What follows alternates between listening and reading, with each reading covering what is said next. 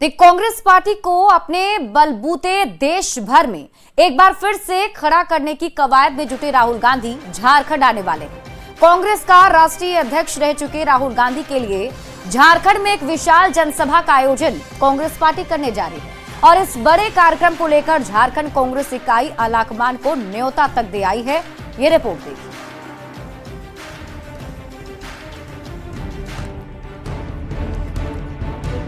देश भर में कमजोर हो रही कांग्रेस पार्टी की जड़ों को मजबूत करने के लिए राहुल गांधी मिशन मोड में है। पार्टी के राष्ट्रीय अध्यक्ष रह चुके राहुल गांधी भारत जोड़ो यात्रा और संविधान बचाओ यात्रा के बाद अलग अलग राज्यों में जनसभा कर रहे हैं। पिछले महीने तकरीबन 1.5 साल के बाद राहुल गांधी ने 18 जनवरी को पटना के सदाकत आश्रम में कांग्रेस कार्यालय में कदम रखा। तब से ये चर्चा तेज हो गई कि राहुल गांधी सहयोगियों की बैसाखी छोड़कर अपने दम पर कांग्रेस को खड़ा करने में लगे हैं। झारखंड की सत्ता में साझेदार कांग्रेस यहां बिरसा मुंडा की धरती पर भी बड़ी प्लानिंग कर रही है। सत्र समाप्ति के बाद सुविधा अनुसार आप समय दें। झारखंड में हम लोग विशाल कार्यक्रम करेंगे, आप उसको संबोधित करेंगे। झारखंड में कांग्रेस पार्टी एक विशाल जनसभा करने वाली है। पार्टी की प्रदेश इकाई ने इसकी रूपरेखा पहले से तैयार कर रखी है। बड़े पैमाने पर प्लानिंग की जा रही है। पिछले दिनों प्रधानमंत्री नरेंद्र मोदी ने दिल्ली चुनाव में जीत के बाद कांग्रेस को सहयोगियों को आगाह किया था। पीएम ने कहा था कि कांग्रेस पार्टी परजीवी हो गई है, अपने सहयोगियों के वोट बैंक में ही सेंधमारी कर रही है। बड़ा सवाल है कि क्या झारखंड में भी कांग्रेस कुछ ऐसा ही प्लान कर रही है? क्यों प्रदेश अध्यक्ष केशव महतो कमलेश बाकायदा दिल्ली में पार्टी आलाकमान से मुलाकात कर न्योता तक दे आए हैं? माननीय राष्ट्रीय अध्यक्ष श्री मल्लिकार्जुन खड़गे जी और हमारे लोकसभा में विपक्ष के नेता माननीय श्री राहुल जी को पत्र देकर अनुरोध किया है। केशव महतो कमलेश का दावा है कि बजट सत्र के बाद कांग्रेस के राष्ट्रीय अध्यक्ष मल्लिकार्जुन खड़गे और राहुल गांधी का एक विशाल कार्यक्रम झारखंड में होने वाला है। पूरा खाका तैयार हो चुका है, बस मुहूर्त और तारीख का इंतजार है। बजट सत्र का पहला चरण 13 फरवरी और दूसरा चरण 4 अप्रैल को खत्म हो रहा है। ऐसे में देखना होगा कि राहुल गांधी फरवरी मार्च में झारखंड आते हैं या अप्रैल के बाद। रांची संवाददाता अविनाश कुमार के साथ ब्यूरो रिपोर्ट न्यूज़ 18। और झारखंड में धान खरीद की सुस्त रफ्तार ने सरकार की चुनौती बढ़ा दी है। साल 2024-25 के लिए सरकार ने 60 लाख क्विंटल खरीद का लक्ष्य रखा है, लेकिन अब तक केवल 18,15,000 क्विंटल धान की ही खरीद हो चुकी है। बीजेपी ने जहां इसे लेकर सरकार पर निशाना साधा है, वहीं कांग्रेस ने धान खरीद पर जागरूकता अभियान पर जोर दिया है।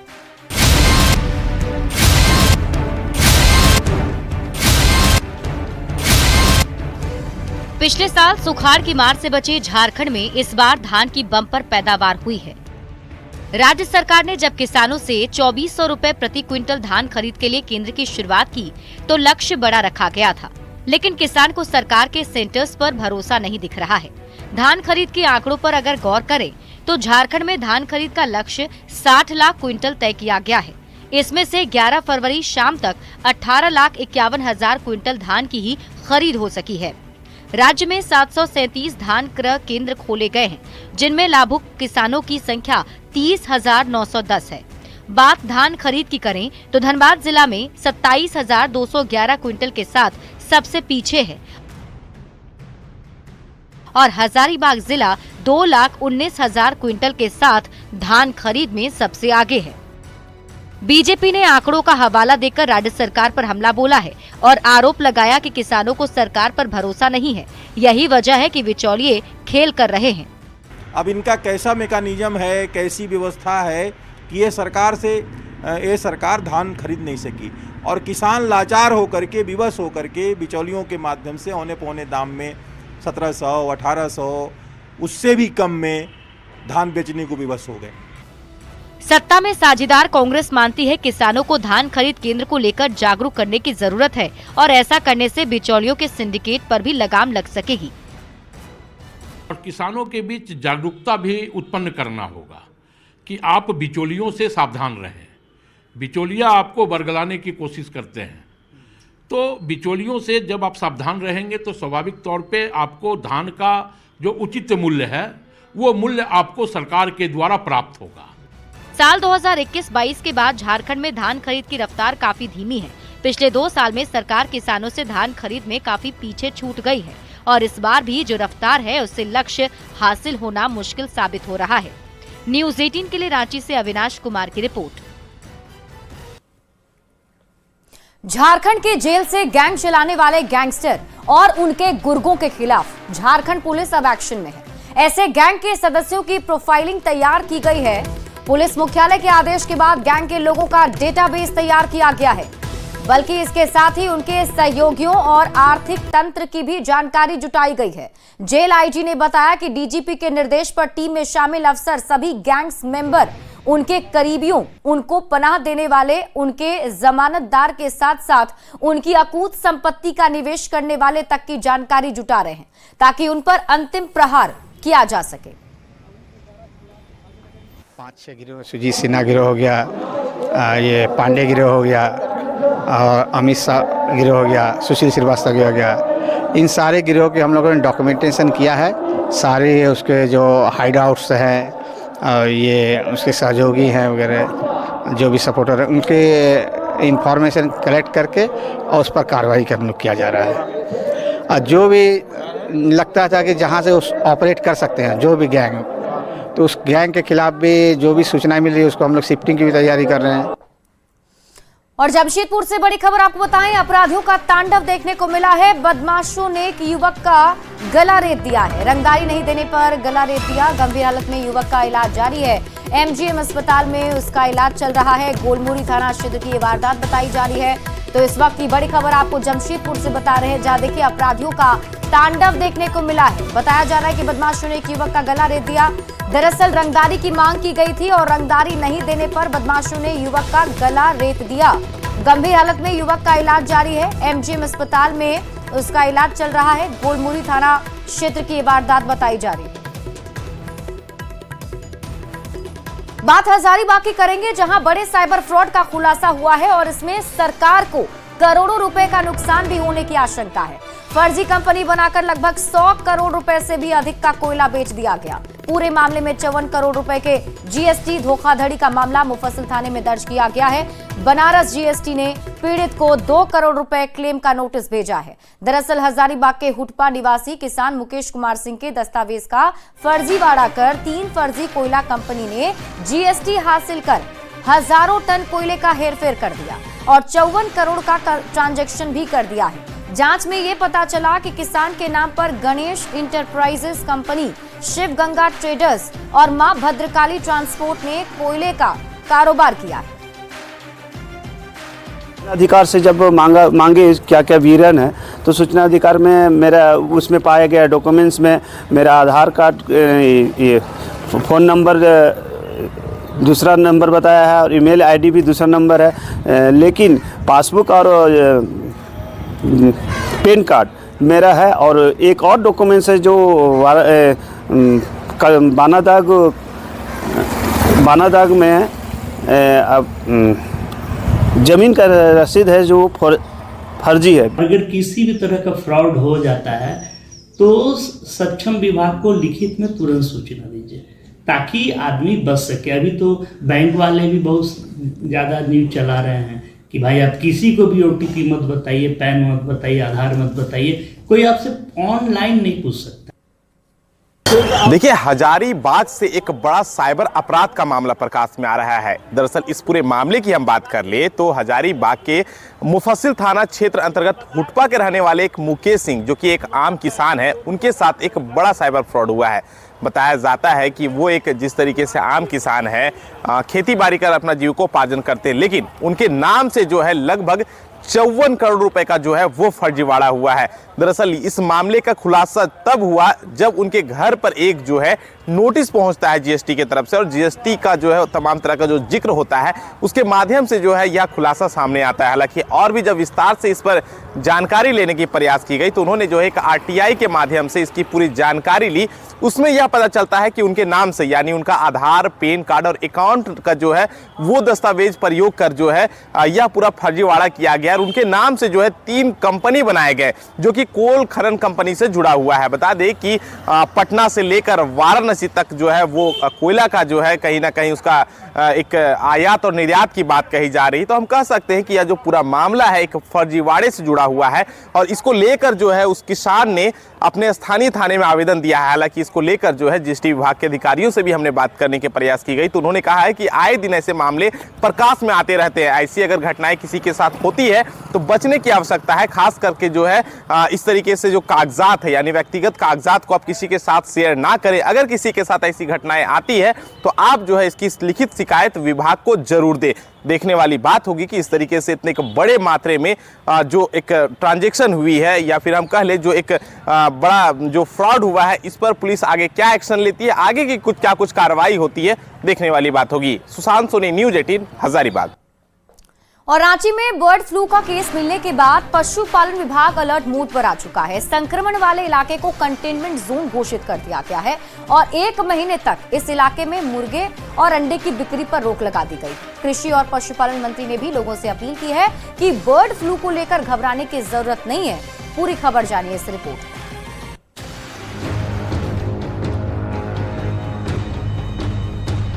रांची में बर्ड फ्लू का केस मिलने के बाद पशुपालन विभाग अलर्ट मोड में है।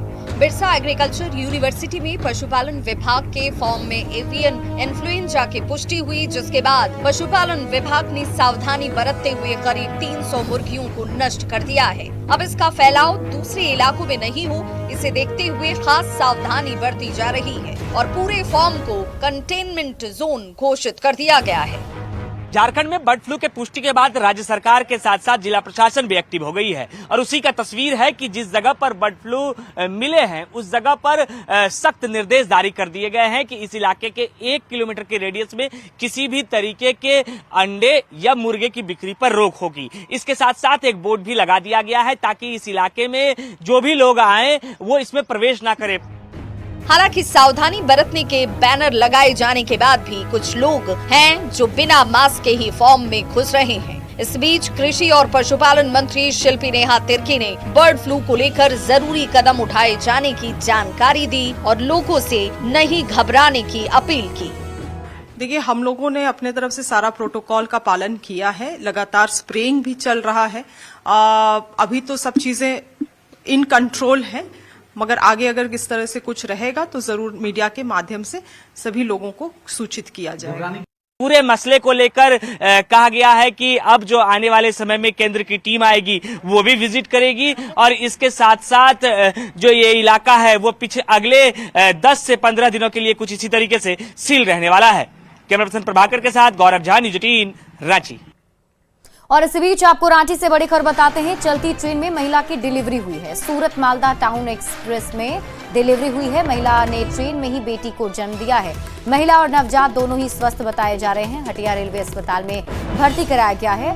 ग्रीन कॉरिडोर के तहत ट्रेन पहुंची। हटिया रेलवे स्टेशन रेल मदद ऐप पर सूचना मिलने पर रांची रेल मंडल अलर्ट मोड पर रहा और तस्वीरें आपकी टीवी स्क्रीन पर आपको दिखा रहे हैं। दरअसल एक महिला ने चलती ट्रेन में ही डिलीवरी की है जिसमें एक बेटी को महिला ने जन्म दिया है। अच्छी बात यह है कि महिला और उसकी बेटी दोनों ही स्वस्थ बताई जा रही है।